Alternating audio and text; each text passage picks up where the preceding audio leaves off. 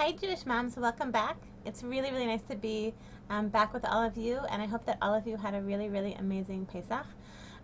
So I just wanted to talk about. I was listening this week on the Chazak hotline.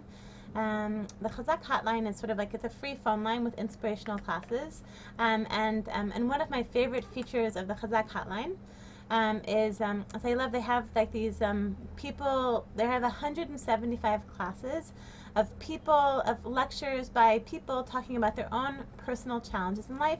There have been people who have faced serious illness, people who have faced like the death of family members, God forbid, and just also people face financial challenges or being fired or various disabilities, and just like how these people cope with their challenges, and how they manage to maintain their faith in the face of serious challenges. And I find that for me, like if I'm having a day, it's like a hard day and I'm feeling like really like a martyr and like really like sorry for myself because things are too hard and I have too much to do, I just listen to one of these classes and it puts everything into perspective. Just like, wow, like look at this person who's struggling with all these various challenges, and I'm whatever. It helps me to sort of put my own sort of relatively small challenges into perspective, and to feel a lot more positive about my situation in my life and the tasks that I have in front of me. So just this past Friday, I was listening to a class that I had to tell you about. It was a class that moved me so deeply. I was just like crying the whole time, it was a woman who lives in a large Orthodox community, and she was talking about how so she was a young mother up until a few years ago. She was a young mother with 4 little kids, and she was like a real go-getter. She was the kind of superwoman. She was the kind of she had like a full-time job, 4 little kids, and she was the kind of person, she was always like cooking for sick people, and every Friday she would make up like food packages just to give out to like people to help them out. And if anyone's kids needed to baby, it's like let's say anyone was in the hospital, so then she would babysit the kids, like she would watch their kids in the afternoons for weeks and whatever. She was just like this real person who just like was like a balat chesed, and any act of chesed like she would do it, and she was just she never sat down, never rested, just always was like on the go and like doing so much. So then one day she woke up and she had a really terrible back pain. So she explained like she's the kind of person who didn't like going to doctors. So she ignored it and she ignored it and she ignored it for a few days, and then her husband said, "Look, you need to go and check this out." So she finally went and she discovered that she had an extremely rare condition, which as the weeks passed got worse and worse, to the point that she was unable to walk. So she was basically like this young mother in her early 30s, completely bedridden, and so now Baruch Hashem, like over the years, like she has mostly recovered. She's in much better shape. But so she's talking about like the situation over the course of I think a year or two, when she was in really bad shape and really was not functioning. And she was talking about, so she had a friend who when she first was in this condition, she brought her a notebook. She said, "I brought you this notebook to write down all the crazy, obnoxious, rude things that people are going to say to you about what you're going through. All the insensitive things about, okay, this must be a kapara for this, or this must be an atonement for the fact that you did this, or whatever." But then this woman, she said, "You know what? Thanks very much, but I'm going to use this for a different purpose.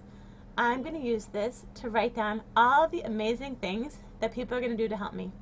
Said, "I know that out of the woodwork, people are just going to come. America," she said, like Jewish people in Amcha Yisrael. There's no people like the Jewish people in terms of a lot of things, but in terms of performance of acts of kindness. And so she was actually going to write down all the amazing things. So then she spoke for about 45 minutes. I was like crying the whole time. All these stories of the amazing acts of kindness that people have done for her. And so she was talking about how important it is. She was sort of trying to like give some guidance, like some tips to people listening to the phone line about how to do acts of chesed. So she was just explaining how when she was sick, how people really tried to figure out what would make her happy, what would make her life better. And so she gave some very, I felt, moving examples of things that people did for her. So the first thing that she said, she told like a story.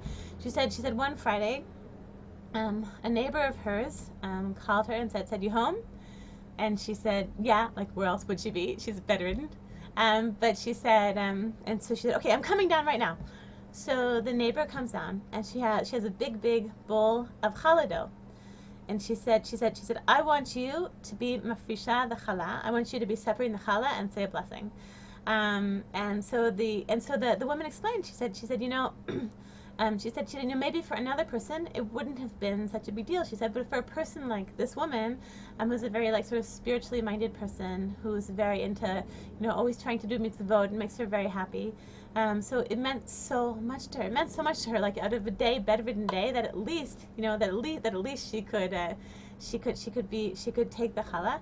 And she was so struck by this neighbor. This neighbor in her own, like, all of us know what it is to get ready for Shabbat, and all of us know like all the preparations and how hard it is, and all the things keep going on. You always feel like, oh, it's so much, and how can I possibly? And out of all of that, this neighbor took the time to schlep the bowl of and to like take the time and do it, and to give her sick neighbor a chance to feel a bit of joy that erev Shabbat. The next thing is she had a friend, a dear friend, who was making a bar mitzvah. And one of the saddest things for this woman was that she wasn't going to be able, she wasn't able to attend simchas. She wasn't able to attend like occasions like weddings and bar mitzvahs, etc. Just her condition just didn't allow it. So her friend. So then a few hours before the bar mitzvah, with everything that this friend had going on, the friend called up, said, "Can I come over?" So she said, "Yeah." She came over, and she brought this sick woman. She set out for her. She set out for her like a table setting with the nice silverware, and with the napkin, and with a centerpiece of beautiful flowers, and with like a bit of food of like that they were going to be serving at the bar mitzvah, and she brought her also the clothing that her kids will be wearing at the bar mitzvah, so that this woman, so that she could get like some nachas, that she would be able to see, like she wouldn't be able to attend the simcha, but like it meant so much to her that her to feel like at least a little bit a part of it, to feel a little bit like, okay, now she knows at least what the table is going to look like, at least what the food tastes like, at least what the kids are going to be wearing, that she would have said, "Oh, they're so cute," I thought that was extraordinary, that this woman, that like out of everything that she had going on, that she took the time to think of her friend in need, who wasn't going to be there. She told another similar story of a cousin who was getting married, and a few hours before his chuppah, with everything that he's going on, right before his wedding day, like he has so many things in his mind. He's thinking about what he has to do, thinking about his challah, thinking about the photographers. I don't know what he's thinking about. But what did he do? He and his challah. I think not his challah, because he's not allowed to talk with his challah. But he picked up the phone and called his cousin. And just said, I just want to tell you, I know you're not going to be able to be at the wedding. I just want to say we're going to miss you. And we're going to be davening for you that you should have a refuah shlema, that you should be mamash, you should be well again. Bezrat Hashem. So the final story I wanted to share was just like a story of a neighbor who stopped by, and it was a few hours before Shabbat started, and the neighbor asked her for some Shabbat clothing for her 3-year-old daughter. And so the woman gave it to her, and the woman took the daughter away, and brought her back fully bathed and dressed for Shabbos, with her hair done for Shabbos and everything already. And so she said. So then the sick woman said. She said, this is incredible, like that you did this for me, like this meant so much to me. She said, well, what's the big deal? Like anyway, I have to get my kids bathed and dressed, so what's the big deal?